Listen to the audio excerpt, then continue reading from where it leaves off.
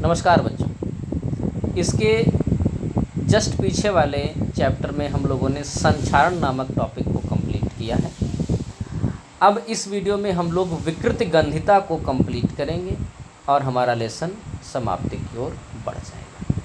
तो सबसे पहले अगर हम विकृत गंधिता शब्द पर ही ध्यान दें तो इसका मतलब क्या होगा, इसका पोस्टमार्टम करिए। विकृत प्लस गंध, विकृत मतलब होता है खराब और गंध मतलब होती है गंध, ठीक।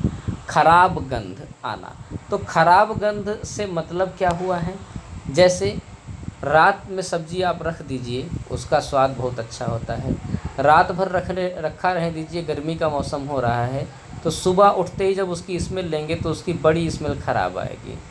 अगर आपने एक आध दिन सब्जी को रखा रहने दिया और फिर अगर आपने उसकी स्मेल ली तब तो और ही ज़्यादा वो ख़राब हो जाएगी, हो सकता है आपको वॉमिट भी हो जाए। तो इस विकृत गंध, इस खराब गंध को ही हम लोग क्या बोलते हैं, विकृत गंधिता। ये होती क्यों है, आइए इस पर हम लोग चर्चा शुरू कर देते हैं। खाने की वस्तुओं की एक विशेष गंध होती है। वसा युक्त या तेल युक्त खाद्य सामग्री जब नमी के संपर्क में आती है तो उसकी गंध बदल जाती है। इसी को हम लोग बोलते हैं विकृत गंधिता, ठीक है बेटा।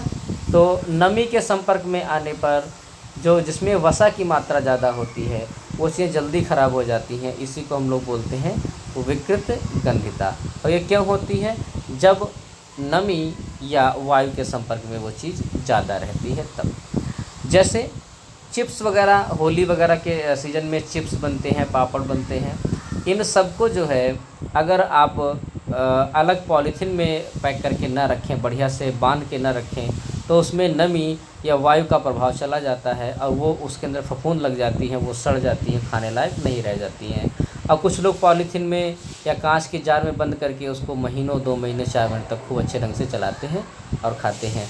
तो कुल मिला के मतलब ये है कि अगर वसा युक्त या तेल युक्त कोई खाद्य सामग्री है तो उसे नमी से और वायु के संपर्क में बचाया जाए, नहीं तो उसकी गंध बदल जाएगी, वो चीज़ खराब हो जाएगी।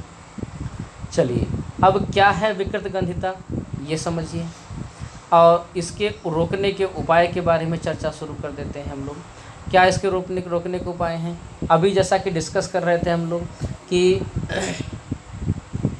इसको नमी से और बाहर की वायु से बचाया जाए तो विकृत गंधिता से बचा जा सकता है। तो इसका पहला उपाय जो है वो सामने लिखा हुआ है कि विकृत गंधिता से बचने के लिए पैकिंग करते समय पैकेट की वायु निकाल करके उसकी जगह पे नाइट्रोजन को भर दिया जाता है। अब वायु को निकाला गया, उसमें केवल नाइट्रोजन क्यों भरी गई, क्योंकि वायु में बेटा होती है ऑक्सीजन, और ऑक्सीजन जो है वो अभिक्रिया करके वो गंध को बदल देती है। उसकी जगह पे अगर आपने पूरा पैकेट खाली करके और उसमें जगह पे नाइट्रोजन भरी है तो नाइट्रोजन अभिक्रिया ही नहीं करती। नाइट्रोजन क्यों अभिक्रिया नहीं करती है, क्योंकि नाइट्रोजन जो है वो एक अक्रिय गैस है, वो क्रिया नहीं करती है।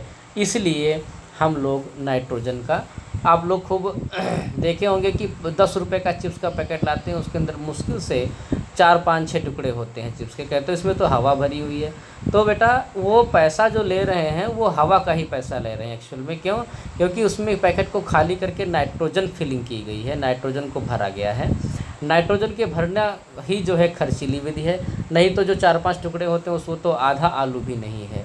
आधा आलू की कितनी कीमत होगी, कोई नहीं, फिर भी आपको 10 रुपये देने पड़ते हैं।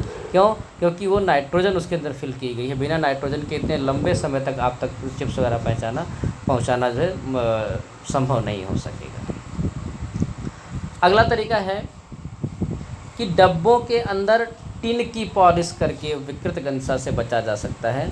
जो कुछ बच्चों के दूध हैं या जो पाउडर है सूखा वाला या अन्य प्रकार के जो पाउडर आते हैं, तो उनके जो डब्बे होते हैं उनको अंदर से टिन की पॉलिश कर दी जाती है, जिसको हम लोग पिछले में पढ़ चुके हैं, टिनीकरण जिसको बोलते हैं। टिन की पॉलिश कर देने से वो अभिक्रिया बाहर की नमी से नहीं कर पाती और विकृत गंधिता से उसको बचा जा सकता है। अगला तरीका है, अगर हम ज़्यादा गर्म कर दें या ज़्यादा ठंडा कर दें तो भी विकृत गंधिता से बचा जा सकता है। ज़्यादा गर्म आप लोग गांव में खूब सुने होंगे कि गांव में क्या हर जगह ही दूध को गर्म करके खौला करके उबाल करके तब रखा जाता है, क्योंकि अत्यधिक गर्म करने पर जो जीवाणु हैं वो समाप्त हो जाते हैं। ऐसा ठंडा होने के साथ भी होता है, ज़्यादा ठंडा करने पर भी जीवाणु पनप नहीं पाते, तो फ्रिज में इसी का प्रयोग किया जाता है। ठीक है। दूध के लिए लुई पाश्चर महोदय ने अलग खोज की थी, जिसको हम बोलते हैं पाश्चरीकरण। पाश्चरीकरण क्या है? दूध का तापमान थोड़ा सा बढ़ा करके अचानक से कम कर दिया जाता है, पहले बढ़ाया जाता है फिर उसको कम कर दिया जाता है, जिससे उसके सारे जीवाणु जो है वो समाप्त हो जाते हैं, ख़त्म हो जाते हैं और हमें विकृतगंधता से छुटकारा मिल जाता है। तो इसके हम लोगों ने विकृतगंधता को रोकने के हम लोगों ने उपाय भी जान लिए और उसके क्या होता है ये भी हम लोग समझ गए हैं।